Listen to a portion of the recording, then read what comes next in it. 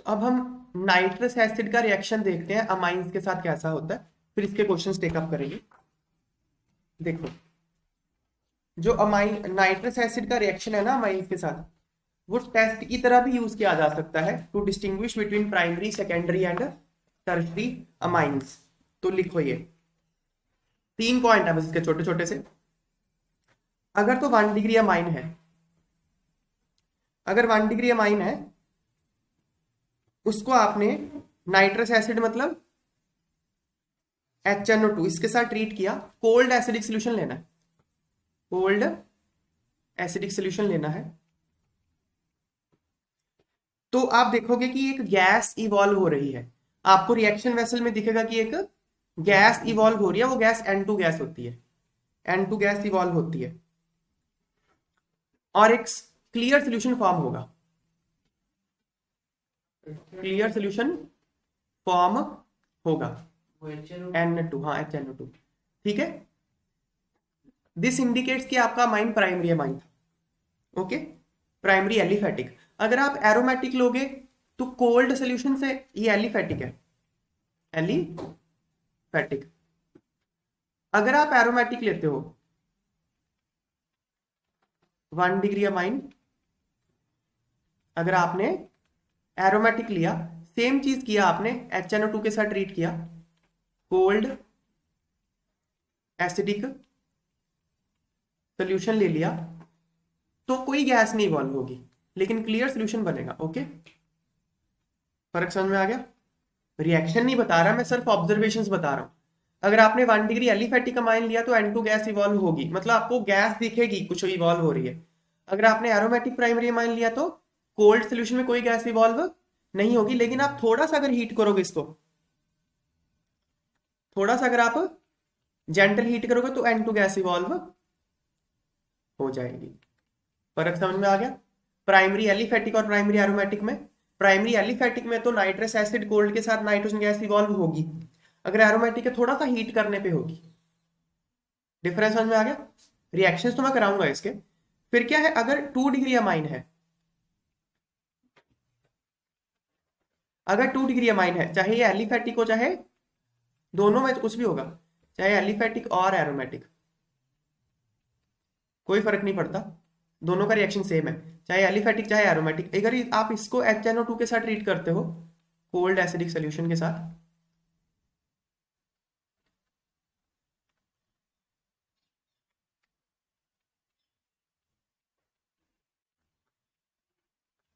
तो एक yellow oily liquid बनेगा, येलो ऑयली लिक्विड का फॉर्मेशन हो जाएगा। अगर आपके रिएक्शन वेसल में येलो ऑयली लिक्विड का फॉर्मेशन होता है तो आप समझ जाओ कि 2 डिग्री अमाइन था ये।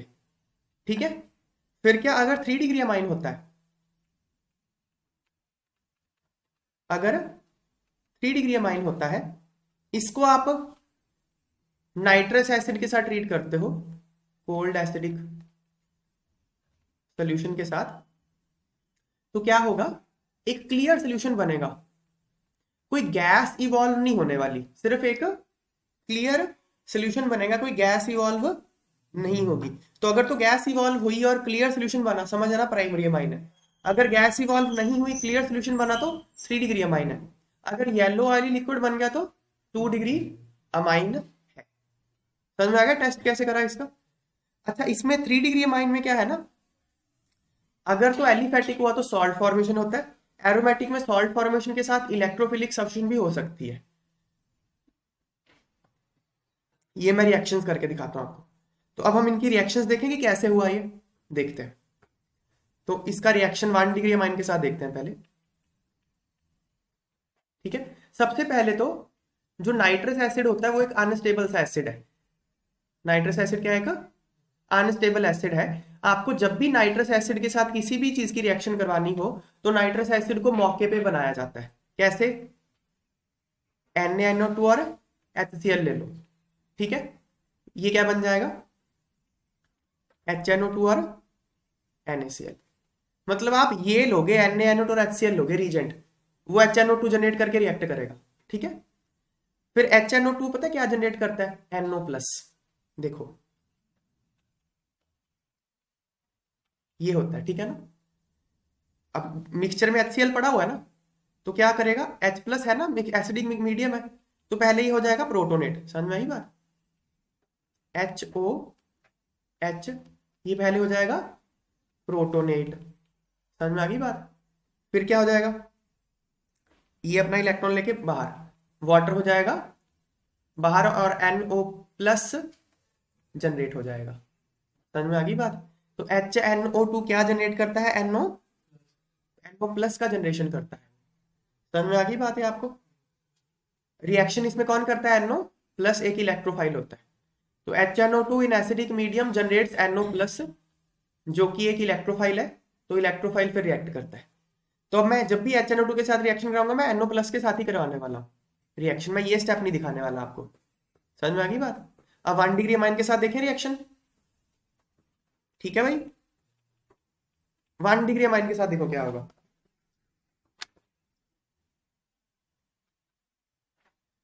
RNH2, ठीक है ना। इसको आप कूल रखोगे, 0 डिग्री सेंटीग्रेड पे रखोगे, और HNO2 के साथ, मतलब किसके साथ ट्रीट किया, NaNO2 और HCl के साथ ट्रीट किया, तो क्या आएगा, NO प्लस आएगा, ठीक है ना। अब यहाँ पे लोन पेयर पड़ा हुआ है, ये इस पे अटैक मार देगा NO प्लस पे, यस और नो। क्या बन जाएगा, RNHHNO, यहाँ आ जाएगा नाइट्रोजन पे, इस पे पॉजिटिव चार्ज आ जाएगा क्योंकि इसका लोन पेयर चला गया, बन गया ये। समझ में आ गई बात है। अब क्या होगा, इसका H प्लस चला जाएगा, ये जो N के ऊपर H प्लस है, ये एक लूज हो जाएगा, ऐसे इलेक्ट्रॉन इसको दे देगा ये, ठीक है बात है।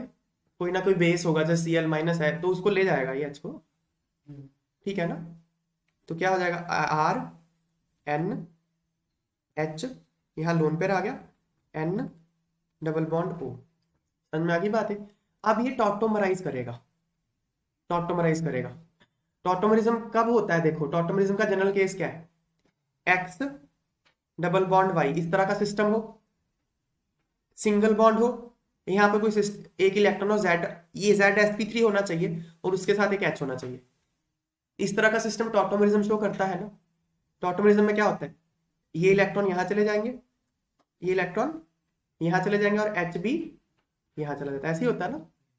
तो ये टॉटोमराइज करके क्या हालांकि इसका मैकेनिज्म ऐसा नहीं होता, टॉटोमराइज करके क्या होगा, देखो RN, ये ऐसे यहां आ जाएगा डबल बॉन्ड NOH, यस और नो। हुआ क्या है यहाँ पे, ये डबल बॉन्ड यहां चला गया है ना, ये इलेक्ट्रॉन यहां चला गया, और ये H भी यहां चला गया। समझ में आ गई बात है। मैं इसका मैकेनिज्म नहीं बता रहा टॉटोमरिज्म का, पर ये प्रोडक्ट बताता हूं कैसे। समझ में आ गई बात है, ये बात क्लियर है ना। अब क्या होगा, अब ये फिर से प्रोटोनेट हो जाएगा। ये रेड वाले एरो आप दिखाना मत, बिकॉज ये एक्चुअली ऐसा नहीं होता, ठीक है ना। ये मैंने समझाने के लिए बताया, रेड वाले एरो दिखाने नहीं है आपको, ओके। अब फिर से प्रोटोनेट हो जाएगा, ये ऑक्सीजन के ऊपर इलेक्ट्रॉन ये फिर से प्रोटोनेट हो जाएंगे। तो RN lone pair double bond NOH positive. समझ में आ गई बात है। अब क्या होगा, वाटर एलिमिनेट हो जाएगा, माइनस वाटर, ये इलेक्ट्रॉन लेके बाहर, और ये इलेक्ट्रॉन यहां आ जाएंगे, ठीक है ना इसके। तो RN ट्रिपल बॉन्ड N, यहां आ जाएगा एक पॉजिटिव चार्ज। समझ में आ गई बात है।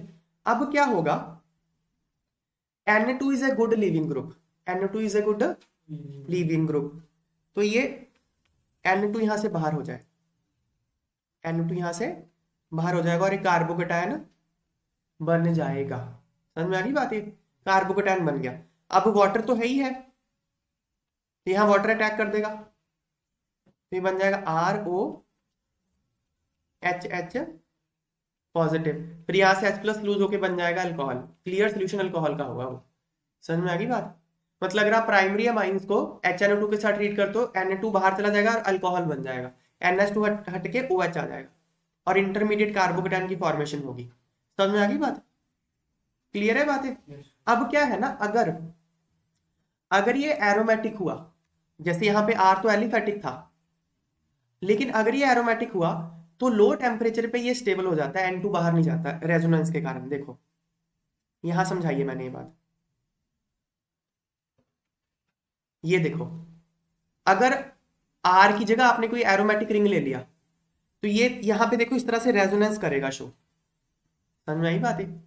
तो ये जो एराइल इसको डाइजोनियम ग्रुप बोलते हैं, R N2+, इसको डाई एजोनियम ग्रुप बोलते हैं, डाई एजोनियम ग्रुप। ये जो डाई एजोनियम आयन है, अगर तो R एल्काइल है तब तो N2 बाहर चला जाएगा, लेकिन अगर R क्या है, एरोमेटिक है, तो वो रेजोनेंस करेगा, इसलिए थोड़ा बहुत स्टेबिलिटी इसको मिल जाती है, तो लो टेम्परेचर पे ये स्टेबल हो जाता है, N2 इवॉल्व नहीं करता। समझ में आ गई बातें? क्लियर है? इसलिए लो टेम्परेचर पे N2 इवॉल्व नहीं हो रही थी, लेकिन अगर आप हीट करोगे फिर वो N2 इवॉल्व हो जाएगी। तो प्राइमरी अमाइन की रिएक्शन समझ में आ गई आपको? अब क्या है secondary amine.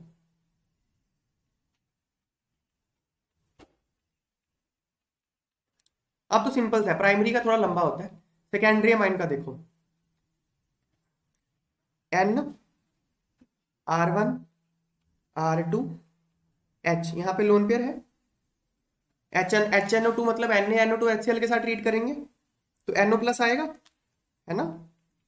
Step first step तो वही है, यहाँ पे लोन पेयर यहाँ अटैक मारेगा, N R1 R2 H और NO यहाँ पे आ गया पॉजिटिव चार्ज। अगला स्टेप क्या था, H+ लूज हो जाएगा इसका, है ना? H+ लूज हो गया, ये इलेक्ट्रॉन यहां दे देगा, ये क्या बन जाएगा, N R1 R2, एक लोन पेयर आ जाएगा इनके ऊपर और NO। अब यहाँ पे H है ही नहीं, देखो इसके पास N के पास H ही नहीं बचा, तो टॉटोमरिज्म ये शो नहीं करेगा, बस ये यही खत्म हो जाएगी रिएक्शन। ये एक येलो ऑयली लिक्विड होता है, ये है N नाइट्रोसो अमाइन, ये N नाइट्रोसो अमाइन है, NO नाइट्रोसो होता है, तो N नाइट्रोसो अमाइन ये येलो ऑयली लिक्विड होता है, सिंपल। ठीक है भाई? अब 3 डिग्री, ये चाहे एरोमेटिक हो चाहे एलिफेटिक हो, फर्क ही नहीं पड़ेगा कोई, दो मर्जी हो दोनों ही, सेम रिएक्शन होनी है। ठीक है, अब 3 डिग्री अमाइन के साथ देखें,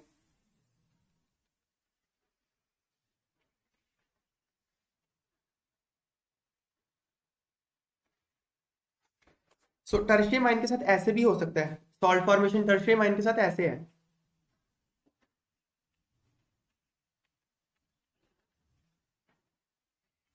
जो HX लिया है वो रिएक्ट करके ये भी बना देगा।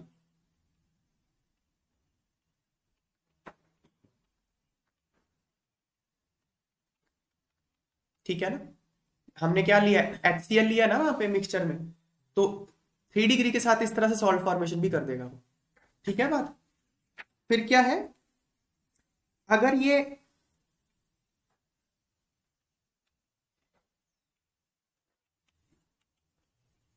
एरोमेटिक हो जाए तो सॉल्ट फॉर्मेशन के साथ साथ, जैसे HNO2 है, HNO2 में NO+ होता है ना, NO+ इलेक्ट्रोफाइल है, तो वो इलेक्ट्रोफिलिक सब्स्टिट्यूशन भी करेगा, साथ साथ सॉल्ट फॉर्मेशन भी होगा और इलेक्ट्रोफिलिक सब्स्टिट्यूशन भी हो जाएगी। 3 डिग्री के क्वेश्चन कम पूछे जाते हैं, ज्यादा 1 डिग्री के पूछे जाएंगे, लेकिन मैंने सारी थ्योरी बता दिया, टेस्ट भी समझ में आ गया आपको? ठीक है, अब एक बार क्वेश्चन देख लें थोड़े से।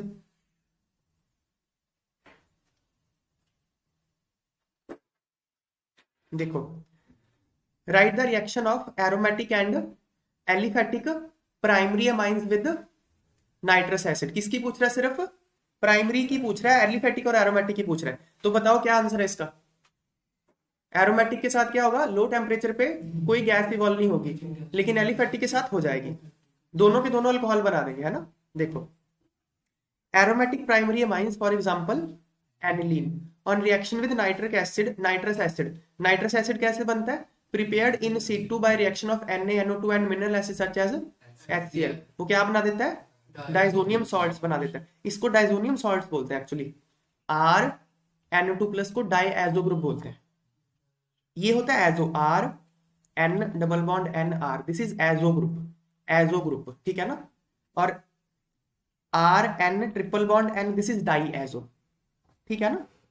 तो देखो यहां दिखाया हुआ है, this reaction is called diazotization, ये दिखाया है।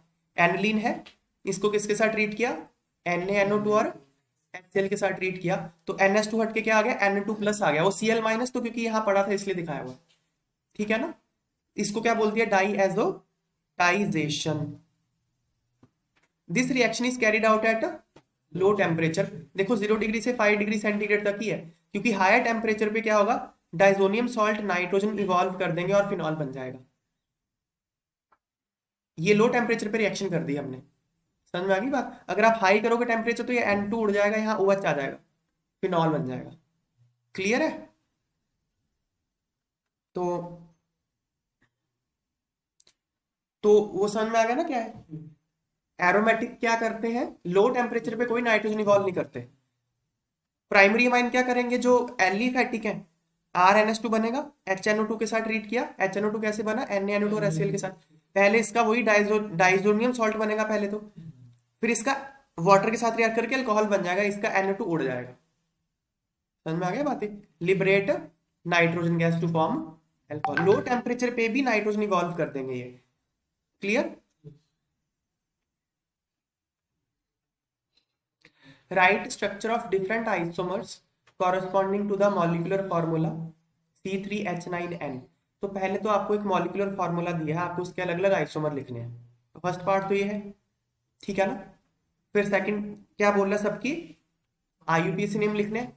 फिर बोल रहा है कि उनमें से कौन से ऐसे होंगे जो नाइट्रोजन लिबरेट करेंगे नाइट्रस एसिड के साथ ट्रीटमेंट करने पे। तो पहले तो नाइट्रस एसिड के साथ ट्रीटमेंट करने पे कौन नाइट्रोजन इवॉल्व करेगा, सिर्फ प्राइमरी अमाइन, सेकेंडरी और टर्शरी तो करेंगे नहीं। तो इसके आइसोमर बनाने पड़ेंगे। जब भी आपको आइसोमर बनाने का क्वेश्चन आता है सबसे पहले क्या निकालते हो, डिग्री ऑफ अनसैचुरेशन। कैसे निकलेगा, C+1 minus H plus X minus N/2। तो 3+1 माइनस H कितना है 9, X हैलोजन तो है ही नहीं, नाइट्रोजन कितना है 1/2, ये कितना आ गया 4 माइनस 8/2 0।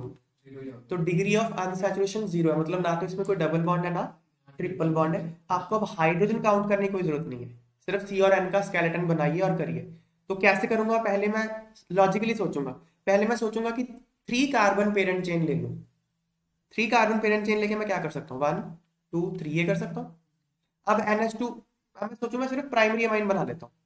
3 कार्बन लेके पहले सिर्फ प्राइमरी अमाइन मतलब NH2 लगा देता हूँ। तो मैं NH2 यहाँ भी लगा सकता हूँ और यहाँ भी लगा सकता हूँ, 2 ऑप्शन है मेरे पास, तो ये 2 बन जाएंगे।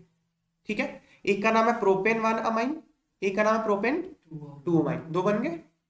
अब मैं 3 पेरेंट चेन के साथ प्राइमरी अमाइन और नहीं बना सकता, करेक्ट। अब मैं सेकेंडरी अमाइन बनाना चाहूंगा। सेकेंडरी अमाइन बनाना चाहूंगा तो मुझे मैक्सिमम 2 यही कर सकता हूँ ना, मतलब N के साथ ऐसे कर लो, और क्या कर सकता हूँ, बन गया 2 डिग्री अमाइन। और तो कुछ नहीं कर सकता मैं। एक H लगेगा यहाँ पे, H तो मुझे जरूरत ही नहीं है क्योंकि मैंने DU निकाल दी। अब मुझे H की चिंता करने की जरूरत नहीं है। और कोई तरीका है 2 डिग्री अमाइन बनाने का, बनाओ बताओ। नहीं बन सकता। और तो 2 डिग्री अमाइन सिर्फ एक ही बनेगा, this is parent chain ethyl, eth मतलब eth, so this is N methyl ethanamine. समझ में आ गई बात है। अब 2 डिग्री और नहीं बना सकता मैं, 3 डिग्री बनाऊंगा। कैसे, ये बन गया 3 डिग्री, N के साथ एक एक C से लगा दिया। और तो कोई तरीका नहीं है 3 डिग्री बनाने का। ये क्या है, N डाई मिथाइल मिथेनामाइन। ठीक है ना बातें। अब इसमें से कौन सा है जो नाइट्रोजन इवॉल्व करेगा HNO2 के साथ, सिर्फ प्राइमरी अमाइन, ये और ये दोनों प्राइमरी अमाइन है, तो ये इवॉल्व करेंगे। ठीक है ना बातें। रिएक्शन दिखा दिया। अगला, account for the fact that diazonium salts of aromatic amines are more stable than that of aliphatic। तो क्या बोल रहा है ये, एरोमेटिक अमाइन के डायजोनियम सॉल्ट एलिफेटिक से ज्यादा स्टेबल होते हैं, मतलब RN2+ कम स्टेबल है, अराइल ArN2+ ये ज्यादा स्टेबल है। क्यों है भाई ज्यादा स्टेबल, क्योंकि यहाँ रेजोनेंस होती है। ठीक है ना, देखते हैं। देखो हो रही है ना इसमें रेजोनेंस, तो रेजोनेंस के कारण इसकी स्टेबिलिटी बढ़ जाती है। तो diazonium salts of aromatic amines are resonance stabilized, इसलिए एलिफेटिक से ज्यादा स्टेबल होते हैं। सिंपल। अगला, आपको एक केमिकल टेस्ट बताना है कि इसमें डिस्टिंग्विश करने के लिए एनिलीन में डिस्टिंग्विश करने के लिए और बेंजाइलमाइन, दिस इज बेंजाइलमाइन। बेंजाइल अमाइन एक एलिफेटिक अमाइन है, देखो NH2 डायरेक्टली एरोमेटिक रिंग के साथ नहीं लगा हुआ, एलिफेटिक है ये। एनिलीन एक एरोमेटिक अमाइन है। इसको कैसे डिस्टिंग्विश करेंगे, आप कोल्ड HNO2 के साथ ट्रीट करो। कोल्ड HNO2 के साथ जो प्राइमरी एलिफेटिक अमाइन है वो तो नाइट्रोजन इवॉल्व करेगा, एरोमेटिक नाइट्रोजन इवॉल्व नहीं करेगा। कोल्ड रखना है, अगर हीट करोगे फिर दोनों कर देंगे। समझ में आ गई बात है। Aliphatic primary amines for example benzyl amine react with nitrous acid. Nitrous acid कैसे बनता है, प्रिपेयर्ड इन सीटू, सीटू मतलब मौके पे, सिचुएशन पे बनता है। किसके साथ रिएक्शन में, NaNO2 और HCl के साथ, to form unstable diazonium salts which in turn evolve nitrogen and form alcohol. ठीक है ना बातें। NaNO2 HCl के साथ ट्रीट किया, इसमें HNO2 आ जाएगा। HNO2 क्या करेगा, NH2 को Na2+ में कन्वर्ट कर देता है, याद रखोगे ना। HNO2 क्या करता है, NH2 को Na2+ में कन्वर्ट कर देता है। Cl तो हमने ऐसे ही लिख लिया, यहाँ पे Cl पड़ा हुआ, फिर हीट करोगे तो ये N2 उड़ जाएगा और यहाँ पे क्या आ जाएगा, OH। क्लियर ना बात, ठीक है। तो नाइट्रोजन इवॉल्व करेगा कौन, बेंजाइल अमाइन, लेकिन एनिलीन नहीं करेगा अगर आप ठंडा रखते हो। Aromatic primary amines react with nitrous acid prepared in situ by reaction of NaNO2 and HCl to form diazonium salt, जो कि स्टेबल होता है लो टेम्परेचर पे, और लो टेम्परेचर पे नाइट्रोजन इवॉल्व नहीं करते। तो अगर आपको एवोल्यूशन ऑफ कोई गैस एवॉल्व होती हुई दिख रही है तो समझ आना बेंजाइल अमाइन है, नहीं दिख रही तो भाई एनिलीन है। ठीक है।